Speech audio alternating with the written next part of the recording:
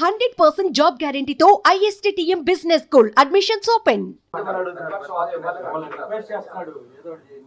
అది ఆయన 5 సంవత్సరాల పరిపాలనలో ప్రజలతో పనిచేస్తుంటే ఆయన ఈరోజు లెటర్ రాసేటువంటి పరిస్థితి ఉండకపోయిండేది.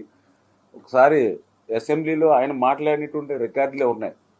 ఒకసారి ఆయన ఏం మాట్లాడాడు అసెంబ్లీలో, ఒకసారి ఆ రికార్డు చూసుకుంటే ఆయనకి తెలుస్తుంది. నేను కూడా ఎందుకంటే అసెంబ్లీలో ఉన్నా.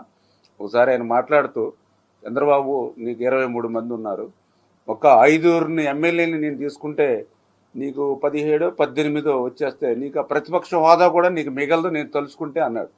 అంటే ఆయన చెప్పింది ఏంటి ఆ రోజు అంటే 18 మంది ఉంటేనే నీకు ప్రతిపక్ష హోదా, అది నేను తీసుకుంటే ఆ హోదా కూడా ఉండదని ఆ రోజు అసెంబ్లీలో చెప్పినటువంటి వ్యక్తి ఈరోజు అబ్బాయి నెంబర్తో సంబంధం లేదు, ప్రతిపక్షం హోదా నాకు ఇవ్వాలని అంటే ఒకసారి రికార్డులు రెండు మీరు మీడియా ఉన్నారు కాబట్టి ఆ రికార్డు ఒకసారి కావాలంటే నేను మీకు పంపిస్తాను. ఆ రోజు అసెంబ్లీలో ఆయన ఏం మాట్లాడాడు అంచేత మీరు కూడా అవి రెండు కూడా పెట్టండి. ఆ రోజు ఏం మాట్లాడాడు ఆయన, ఈ రోజు ఏం లెక్కలో ఎవరు ఉదాహరించాడో రాయండి. అంటే అధికారంలో ఉన్నప్పుడు వేస్తాం. ఇప్పుడు ప్రజలే